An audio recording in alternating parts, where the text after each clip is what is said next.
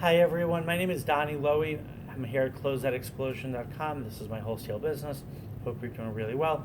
Today I'd like to discuss with you volume versus high margin selling. What does that mean? So, some people have a business model where they're working on a relatively small profit margin, or that's at least assumption, but they're trying to do a lot of volume. So they're going to make their money on the volume, right? They might make 5 or 10% on an item, but they're looking to sell a lot of merchandise and they're hoping it's going to add up. The other approach is a high margin business, and usually a high margin business does not do that much volume. That's just a reality, like someone selling Ferraris versus someone selling Toyota Camrys, right? Some of the personal Toyota Camrys, they're going to sell a lot of those Camrys, but they have to price them at a price point that the consumers who want those Toyota Camrys can afford them.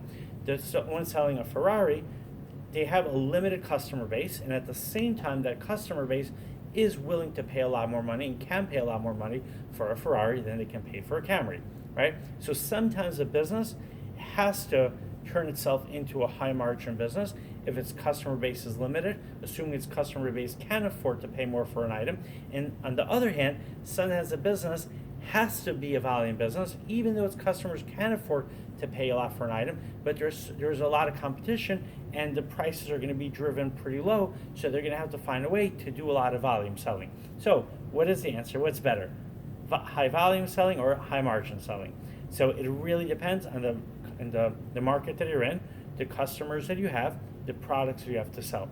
What I would maybe say as a rule, and this is just a general rule, if you're selling wholesale, such as myself, it's better to focus on volume selling. Sell at a small margin for two reasons. Number one is you want your customers to keep coming back and buying more stuff.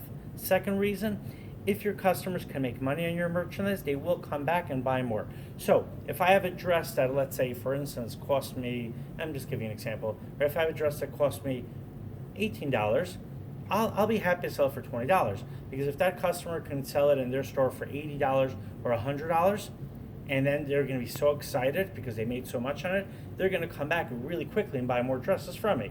If I wait and I sell that dress for $30 or $35, someone might buy it, but they're still going to make money, but they're not going to make as much money, and they're not going to be in that much of a rush to buy from me again. The other things, as I mentioned, so in the wholesale business, there's a lot of competition. So you kind of have to sell on a volume basis, because you're going to have to sell at a low enough price to compete with other wholesalers, which means that once you're selling at a low price, you're going to have to find a way to sell a lot, right? To sell, to do a lot of volume.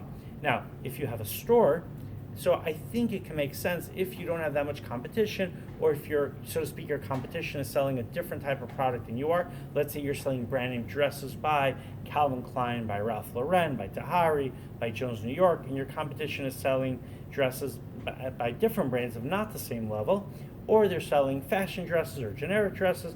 In that case, so you reserve the right, or you have the opportunity, maybe it's better to say that way, you have the opportunity to sell your dresses at a higher price point. You might not sell as many dresses as someone selling fashion dresses, but if people do want your dresses, let's say they really want Calvin Klein dresses and they can't find them anywhere else in your market, they're going to be willing to pay you more, because that's the option that they have, right? They don't have to buy a Calvin Klein dress, but if you're the one selling the Calvin Klein dresses, you get to set the price, and at that point, you might as well, I think, slow down your sales a little, as long as you're making enough of a profit that it's worthwhile to do that approach.